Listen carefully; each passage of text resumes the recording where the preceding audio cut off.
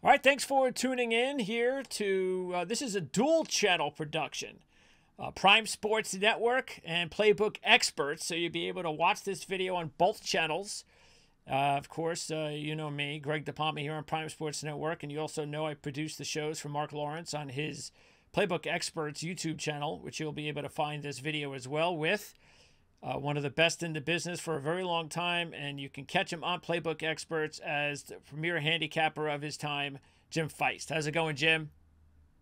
I'm doing great. Greg, how are you? I'm doing good. So here we are.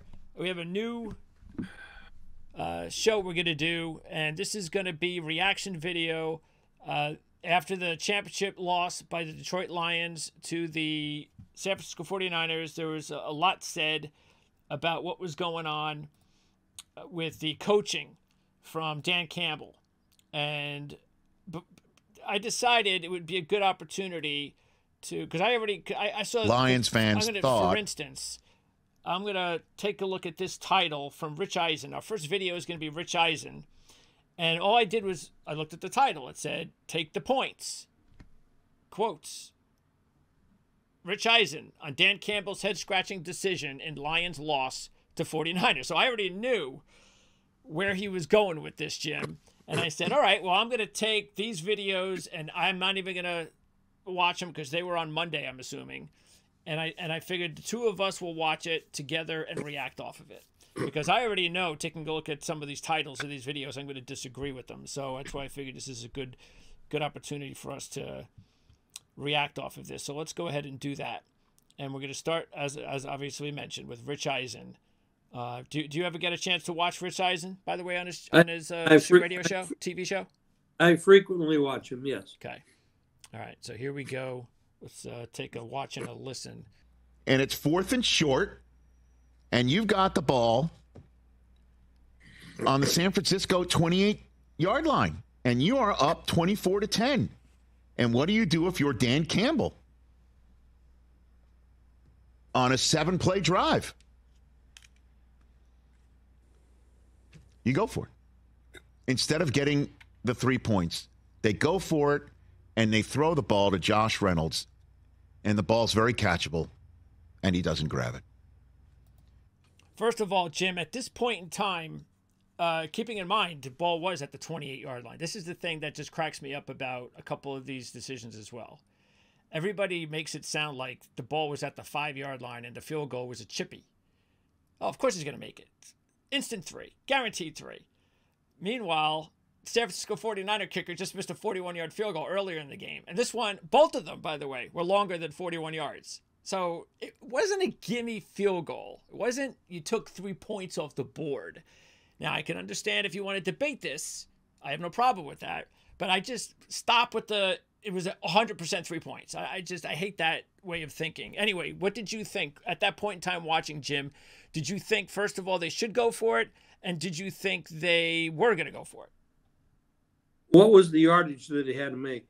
Well, it was at the 28-yard line. So that's what, 45 yards around there? You know, I understand that. But how much? Oh, how much it was about, what did he say, 4th and 5-ish, I think? Let's see. And what do the Niners do with that opportunity? And it's 4th and short. 4th and short, yes. And you got the ball. 5, I think it was at that time. So I don't know what short means. Yeah, like I said, it was about 4th and 5. Then I would have kicked the field goal. Okay. And what were you thinking at the time? That's what you were thinking at the time? Do you remember? Well, anytime you can go from a two-score lead to a 3-score lead, and the odds of making a 45-yard field goal are pretty good, especially in good weather. So I would have kicked the field goal. Okay. On the San Francisco 28 now, yard line. I'd like to preface this though. Dan Campbell took a team to a championship game for the first time this team has been there in 37 years. So he coached like this all year long.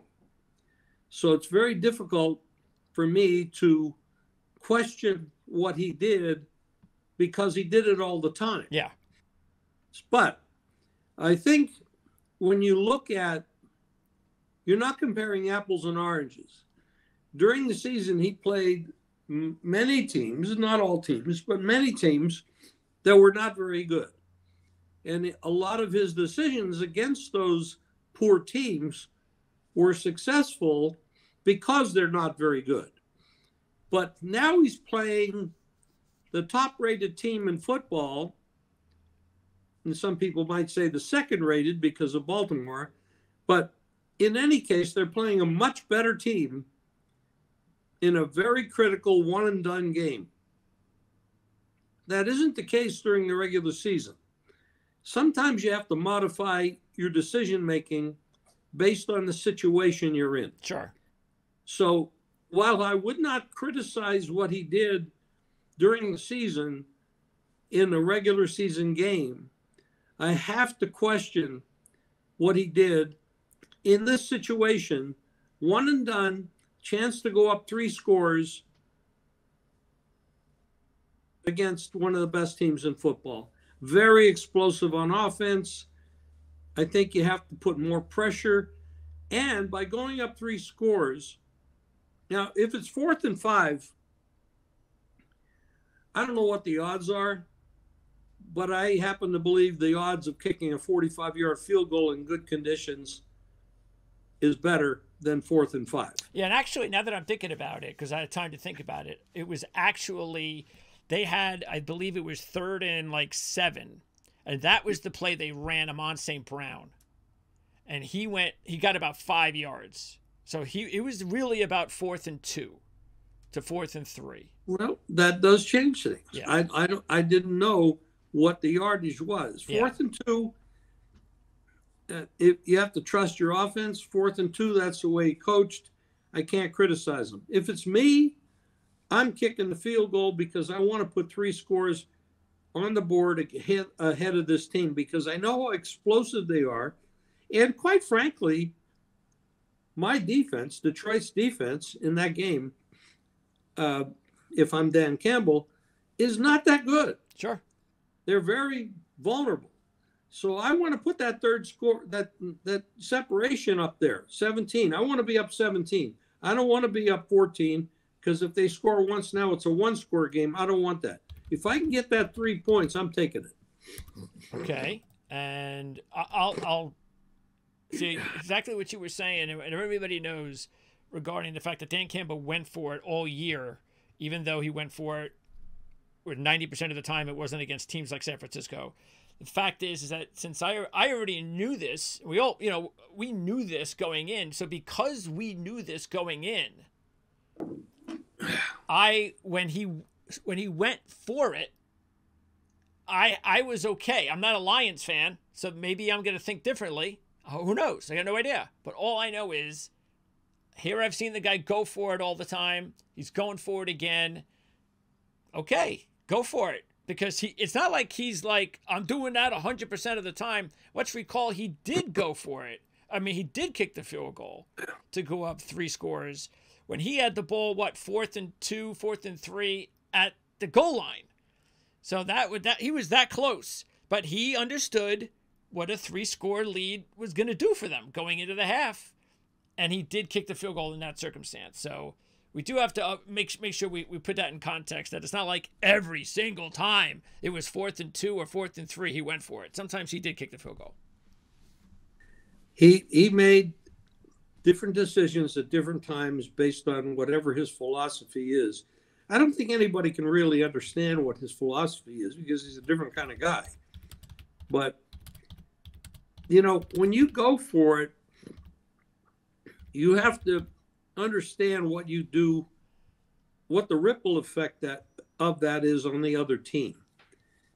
If he doesn't make it, which he didn't, that gives the other team quite a big boost. Yes. And mentally.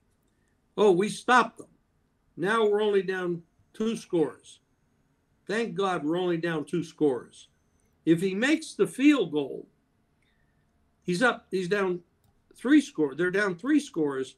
And now you kind of take a lot of the running game away from San Francisco because you're going to have to start scoring quickly. And Purdy then becomes more of a drop back passer. So now you get a little bit more chance of teeing off on them because time is now your enemy because you have to score 3 times to beat this team. When you only have to score 2 times to beat this team, your running game is back in the game, especially with that much time left. Yeah, I just checked, by the way, and the one in the third quarter, which we're talking about, was 4th and 2. The one in the fourth quarter was 4th and 3. So let's pick up Rich Eisen. Purdy throws one up top. It's really like a jump ball, and it's worse than a jump ball if you're San Francisco because it looks a little airmailed over Ayuk's head. I mean, if you take a look at the snapshot of Kendall Vindor having the ball basically in between his hands, yep. And that turned out to be a 51-yard reception for the 49ers. I mean, the ball pinballed in between, like caromed off of his hands and his head and all that stuff. Look at this photograph on the screen. This wound up being a 51-yard grab for Ayuk. For the other guy. And the ball is encircled in Vildor's hands. What a photo. Honestly. Wow. That ball did not belong to the Lions. It belonged to the 49ers. And then Purdy made a dot of a touchdown pass, and it's a 1-score game. And then the Lions get the ball back, and their Studley running back, Jahmyr Gibbs, who scored before to make it a 17-point game, was part of at least the 17-point halftime lead, he fumbles. And let's keep that in mind too, Jim, is that as Rich was saying, is that you got a freakazoid completion that just doesn't ever happen. And you get a fumble that does not happen very often because Gibbs usually takes care of the ball. So it wasn't just San Francisco marching up and down the field. They got a couple of situations there where you want to say, hey, San Francisco took it, and their defense made some big plays, and their offense made some big plays, and Detroit didn't. But that's what you have to do in order to come back in games like this. And that's football. Yeah, that's football. And you go back to the Super Bowl where Eli threw one up and the receiver catches against his helmet. Yeah, that doesn't happen either. There's all kinds of shit that goes on in these games. It's a football, and it bounces funny, and luck happens, and mistakes happen, and human beings make mistakes. Hey, that's all part of the game. And then, of course, you have the officials who rarely do anything right, in my opinion. But it all comes down to the decisions. I think Dan made a big mistake. That's where this started, and that's where I go with it. Do you think these awards should be given after the regular season or after the season, after the Super Bowl? After the Super Bowl. It's part of the game. A lot happens. Regular season games are different than playoff games. I think you have to complete the season. And I also like to see coaches not being interviewed until the season is 100% over. Let's see what Colin Coward had to say. The bite the kneecap stuff. Listen, man, he's easy to like. It was funny.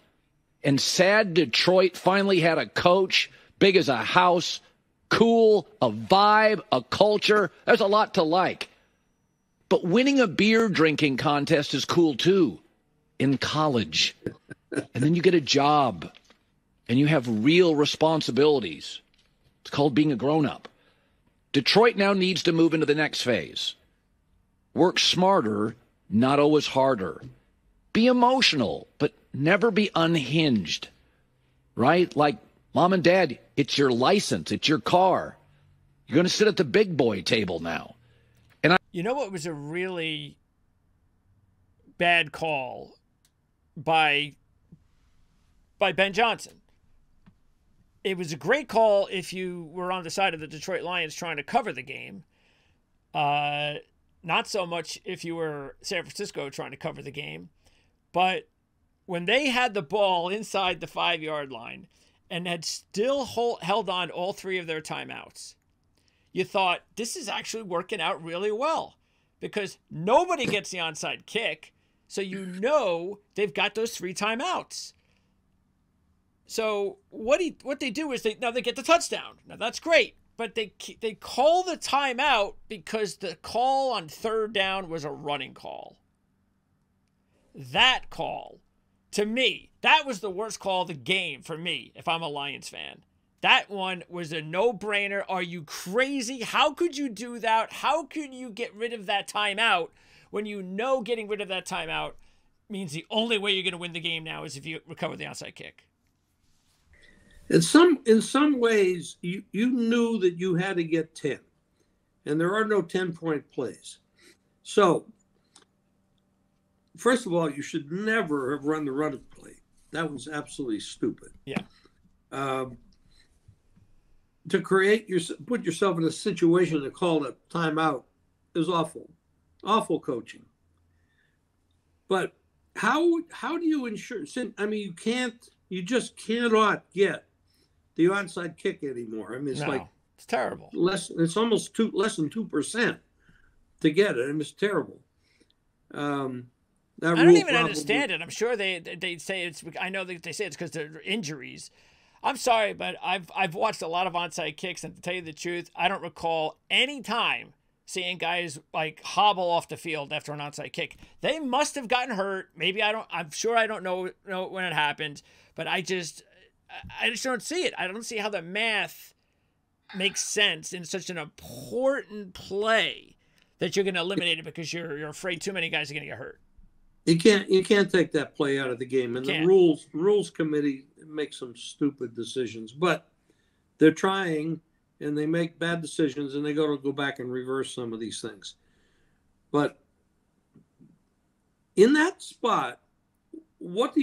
You know you need 10, and you don't have a whole lot of time left. There are arguments that have been made that you kick the field goal early, which for me are low, and then you play defense to get it back, and then you have some bombs available to you to go to the end zone, and then you can make a decision if you get the touchdown whether you go for 2 or just tie the game to go to overtime. Sure. Okay, but at least you have some options. Yeah. But what they did, they took all their options away. It was terrible. Absolutely terrible. And I think people kind of forgot it because they scored the touchdown. So most people were like, oh, well, but it was just so bad. And they forgot it because they covered the spread and won some money. It should have been the number one issue in the game, the coaching decision, not this stuff.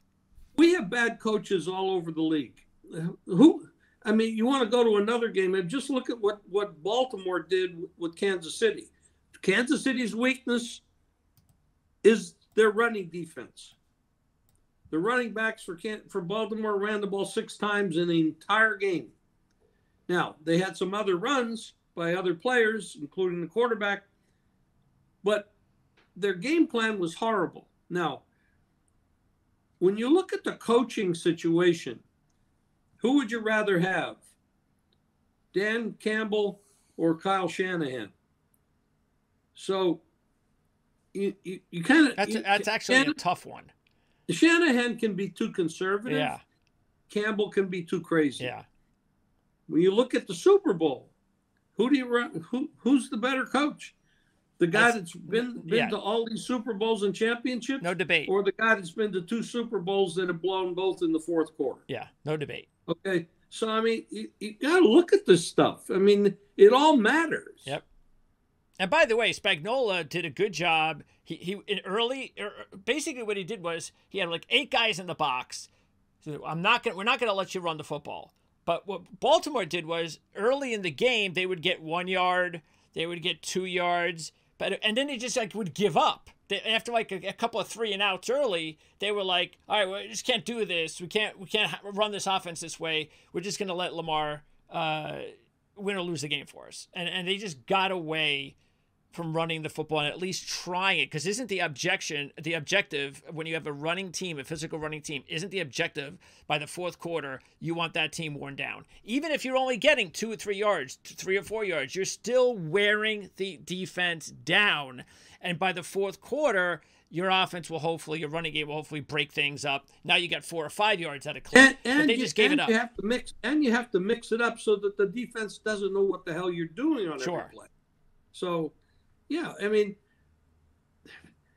it does come down better coach, better quarterback, better defensive coordinator, better offensive coordinator. When you evaluate the entire, forget the players. The players are all good. Some are superstars, but the coaches matter. And the ones that don't make mistakes critically along in their past are probably the ones you want to be on. And the Chiefs, and we'll talk, of course, more about that on the Super Bowl show on Playbook Experts. The Chiefs are going to have the edge on all 3. They got the better defensive coordinator, they have the better head coach, and they have the better quarterback. So that's going to take them a long way, in my mind, and why I think they'll win the Super Bowl. But yeah, it's an edge that they definitely have. But if you add another factor in there, the Niners do have the better roster. Sure, yeah, they're deeper. But who has the better field goal kicker? And that's another edge. People don't talk about that. Yeah. Moody has a big leg, but he might kick the ball from Las Vegas into Pahrump. Yeah. But it's not going to count. Yeah, if they got 4th and 2, 4th and 3, I think Shanahan should be going for it, to tell you the truth. I wouldn't be leaving it up to Moody. So, and I don't think any 49er fans would object. So, all right. Well, last there one. is a question about that. Yes. Let's listen to Greeny, Mike Greenberg, who I can't stand. I think he is the worst Jet fan on national television. Anybody that's a Jet fan needs to be questioned. Yeah, well, there's that too. It's funny you say that, because I actually liked the second one better than the first one. I thought the first time he went for it on 4th down, they were in a position, right, where they were up by 2 touchdowns, and it was only the second possession of the second half, and they were already halfway through the third quarter. Right. So at that point, if you're feeling the game, you're thinking there aren't a lot of possessions left. And it was a shorter kick. 3, and it was a shorter kick, and it would have made it a 17-point 45 yards. It's not nothing. By the way, that but it was shorter than for his the other one would career have been. is 62.5% on 40-plus field goals outdoors. Okay. This field goal is not a sure thing. But I need to bring something else up. Take the points. Because everyone has made this about the 4th down decisions. There were 2 other things that need to be said. The first of them is obvious. The decision to run the ball on 3rd down with 1:05 left is inexcusable, literally inexcusable. If Mike McCarthy did this, we would have had him arrested. Forget about fired. We would have literally sent the police to the stadium to arrest him. This is coaching malpractice. It's as bad a decision as you can make in a football game. But I don't even want to focus on that. Okay? Because this is too obvious. It seems like No one who has ever watched a football game understands what he was doing. Because it cost him a timeout. It cost him a timeout, and thus which he ended up needing. The most valuable thing you have when you're down 2 possessions is 3 timeouts. That's right. Once you call one of them, you might as well have none of them left. Right. But let's even put that to the side. In the first half of this game, which the Lions dominated, they ran the ball 21 times for 148 yards. Yeah. They have a 17-point lead. In the second half, they ran the ball 7 times. Yep. What the actual Let it go. Let it fly. Doing? You've got the game. You're dumb. Jameer Gibbs and Montgomery are destroying them in this game. We're showing the one play where he fumbles. They ran the ball ridiculously effective. In the first half, they ran the ball 21 times and threw it 20. In the second half, they threw the ball 21 times and ran it 7 with the lead practically the whole time. So this is why being a coach sucks. By the way, every turnover, I think one of the things when you talk about turnovers is sometimes it's a giveaway and other times it's a takeaway. And what I mean by that is that to me is a takeaway. Some people might go, well, Detroit gave the game, like, you know, how, who was it? Coward. Did Detroit give the game away? in that circumstance, Detroit did not give the game away necessarily. To me, San Francisco's defensive player made a takeaway, stripping him of the ball. A lot of times you fumble the ball, you know, it's a defender hardly even touches you. That's a bad play. Or you throw a bad interceptions right at the guy compared to an interception where a guy makes an excellent play to pick the pass off. So those are things that also you need to keep in mind, that even though you can't fumble, fact is San Francisco's defensive player made a really good play as well. Well, nobody talked about the defensive adjustments that San Francisco made in the second half that made running the ball a little bit more difficult. Sure. And they didn't even mention that. You want to force Goff to throw the ball because, A, he's a pocket passer. You know where he's going to be. He doesn't run the ball. He doesn't run much. And so they made some adjustments. And I give Wilkes, who I don't think Wilkes is a top drawer guy. No. But I think if you're in the NFL and you're a defensive coordinator, you should be pretty damn good. And he is pretty damn good. But they made adjustments at halftime that made a difference. And they didn't even talk about that. Because if he comes out there and runs the ball a bunch and they don't have success, they come back and lose, you're going to say that you got this way by being aggressive. They miss on those fourth downs, you got this way by being aggressive. Don't shrivel up in the big moment. What do you mean shrivel up? They were dominating the game on the ground. So listen to me. So that's a great point you made. So this is what I would say. So Dan Campbell's aggressiveness during the season won them games. So how does it not cost you games when you aren't successful at it? And so when people say, is it his fault? Yeah. And Jim, Detroit's really, if you think about the Lions on offense, what do you think about? You think about them being a physical, running first football team that opens the passing game up. That's what they are more than anything. Well, they have some good wide receivers. Of course, yeah. But quarterback. Yeah. But their running game is their key. And their offensive line is excellent. One of the best, if not the best in football. Their defense is their weakness. But they have a lot of draft choices. They're going to be around for a while. I mean, them and Green Bay are really coming on. That's going to be a tough division without Aaron Rodgers. He's not there anymore. Yeah. But they're going to be pretty tough, those two teams. As we wrap this up, Jim, we can kind of talk about what we kind of led off with, and that is the fact that, look, Dan Campbell, yes, he's probably going to win Coach of the Year. And where were the Detroit Lions before Dan Campbell came on board? So laughing stock of the league for a lot of years. But if Dan Campbell or DeMeco Ryan would be my two choices for Coach of the Year. Sure. I don't know who you give it to, but they both are remarkable. I mean, Campbell was expected to have a good year because of the way they finished last year. DeMeco Ryan came out of nowhere. I don't know where the hell he came from. Well, I know where he came from, but how he did what he did, rookie quarterback and all the injuries they had, I might have to give it to him for their capability to get to they got to the playoffs with a rookie quarterback and basically everybody on their team hurt. I mean, he did a remarkable job. Campbell was expected to be pretty good, and he was. All right. Well, like you said, there's a good future ahead for the Lions and the Packers, the two teams who lost, couldn't finish the job against San Francisco, and now San Francisco is taking on Kansas City next week, and they're not going to have the luxury of taking on up-and-coming teams with inexperienced playoff resumes.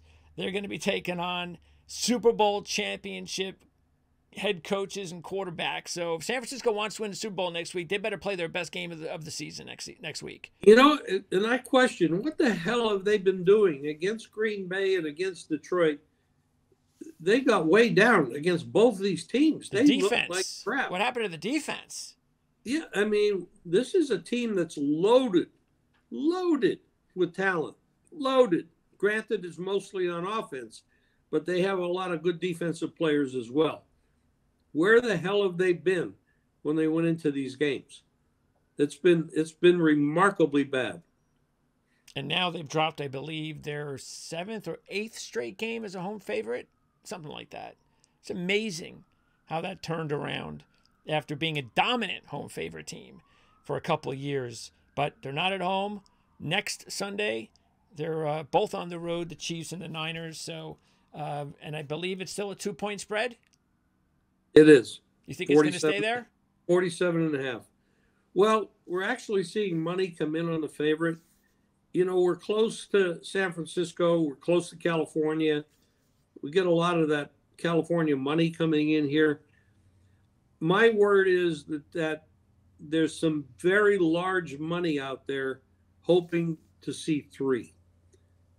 And if that hits, you might end up seeing the game pick 'em. Wow. Really? Well, because anybody, if they can get down, you know, $500 to $1 million on the 3, you're going to see this thing move. Yeah, I'm just hoping it keeps going higher so I can get more money on the money line. That's all I'm looking at. I don't need the points. I'm taking the Chiefs all the way. It'll go higher. It'll go higher before it goes down. That's good. It's definitely not going to close over 3. That's for sure. That's true. All right, Jim. Glad to have you on. Appreciate it. You'll be back, of course, on Playbook Experts for the Super Bowl show. I believe it's Friday. And then, like I said, we'll do the rewards show.